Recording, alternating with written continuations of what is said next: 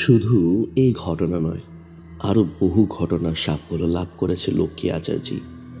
তবে কেউ প্রশংসা করলে তিনি ক্ষেপে যেতেন, বলতেন, বেরো শালা, যা করেছে তা আমার মা ব্রহ্মময়ী করেছে, তা আমি কি করেছি রে? আমায় তোষামত করতে এসেছিস কেন? মায়ের চেয়ে আমি বড় না। কাজেই আচার্যের কাছে কেউ বড় একটা বিপদে না পড়লে সচরাচর যেত না। আচার্যি গুণীন মানুষ তো, দিন রাত নেশায় চুর হয়ে থাকতেন। সন্ধে হলেই ভূতে কাঁধে চেপে যেতেন হারাডাঙ্গায়, হরিহর ডাঙ্গার চটানে। সেখানে একদল ভূত এসে জমত। কালো কালো ছায়া ছায়া ভূতেরা আলোর রেখার মতো কঙ্কালের দল ঝুপঝাপ করে গাছের ডাল থেকে নেমে আসত। শ্মশানের থেকে উঠে আসত পয়াহীন ছায়ারা। আচার্যি গাজার কলকেটে এগিয়ে দিয়ে বলতেন, এটা ঠিক করে সেজে দে। অমনি একজন সেটা হাত নিয়ে সাজতে বসত। থেকে ফু দিয়ে আগুন বের করে ধরাতো। তারপর বলতো, এই নে খা। একটু পেশাদ আমাদেরকেও দিস আচার্যি। আচার্যি একটা টান দিয়ে ভূতেদের হাতে তুলে দিতেন সেই কলকেটা। তারপর সেটা হাতে হাতে ঘুরত। আড়ালে আপনালে লুকিয়ে দৃশ্য যারা দেখত তারা এসে গল্প করত অন্যদের কাছে। সকলে অবাক হয়ে যেত শুনে। চোখ দুটো বিস্ময়ে বিস্ফোরিত হয়ে উঠত। পেছনে পেয়েছে একটা ছেলেকে, কখনো নীল কখনো লাল হয়ে যাচ্ছে। সবাই বলল, ও ছেলে বাঁচবে না, 4 দিনের ছেলে, বাঁচে কখনো? খবর গেল আচার্যের কাছে। বললেন, বাঁচবে না মানে? আমি বাঁচাবো ওকে। সবাই কেঁদে কেটে পায়ে ধরল আচার্যির। দয়া করুন আচার্যি মশাই, দয়া তো করছি রে বাবা, বলছি তো বাঁচাবো। আজ মাঝরাতে ছেলের মাকে একলা যেতে বলিস শ্মশানে। ছেলেকে সঙ্গে নিয়ে যাবে শুধু, তারপর আমি আছি। একলা যাবে? ভয় করবে না বাবা? ভয় করলে তো চলবে না। ছেলেকে বাঁচাতে গেলে সাহস করে যেতে হবে।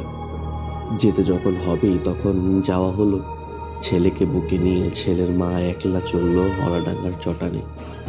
বাবুর মায়ের খালের ধারে আসতেই কে যেন বলল, তুই ওখানেই বস মা, ছেলেটা দে। ছেলের মা খালের ধারে বসে পড়ল। দে ছেলেটা দে। ছেলের মা তো অবাক, কাউকেই তো সে দেখতে পাচ্ছে না, দেবে কাকে? ছেলেটাকে তুলে ধর, আমি নিয়ে নিচ্ছি। ছেলেকে তুলে ধরল মা। অমনি কোথা থেকে দুটো হাত এসে নিয়ে নিল ছেলেটিকে। লক্ষ্মী আচার্যের শ্মশানে ছিলেন। সেই হাত দুটো ছেলেটাকে নিয়ে আচার্যের পায়ের কাছে নামিয়ে রাখল। আচার্যি বললেন, এখানে রাখলি কেন? শয়ের ওপর শুয়ে দিয়ে আয়। অমনি পেছন থেকে ছেলের মা কেঁদে উঠে বলল, না না, আতুরের ছেলে, ওকে শোয়ে শোয়াবেন না আচার্যি মশাই, কচি গা, বড্ড লাগবে। আচার্যি গম্ভীর গলায় বললেন, তুই এখানে এলি কেন? তোকে না খালের ধারে বসতে বললাম? ক্ষমা করুন আমাকে, আমি থাকতে পারলাম না। বস, কথা বলবি না, উঠবি না। তারপর কাকে যেন উদ্দেশ্য করে বললেন, কই রে, যা শয়ের ওপর রেখে আয় ওকে। অমনি সেই হাত দুটো ছেলেটাকে তুলে নিয়ে রেখে এলো শয়ের ওপর। ছেলে তো নয়, লাল রক্তমাংসের ডেলা একটি।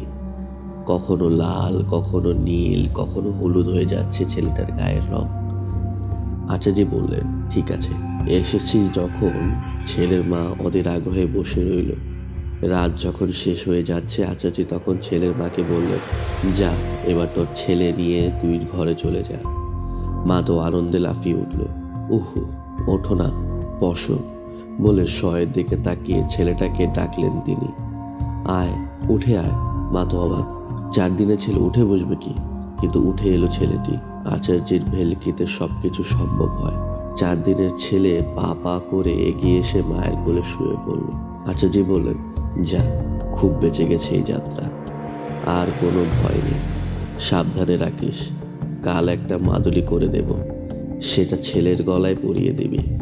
ছেলের মা ছেলে নিয়ে চলে গেল। লক্ষ্মী আচার্যির যশের ধারা গড়িয়ে পড়ল দেশ দেশান্তরে।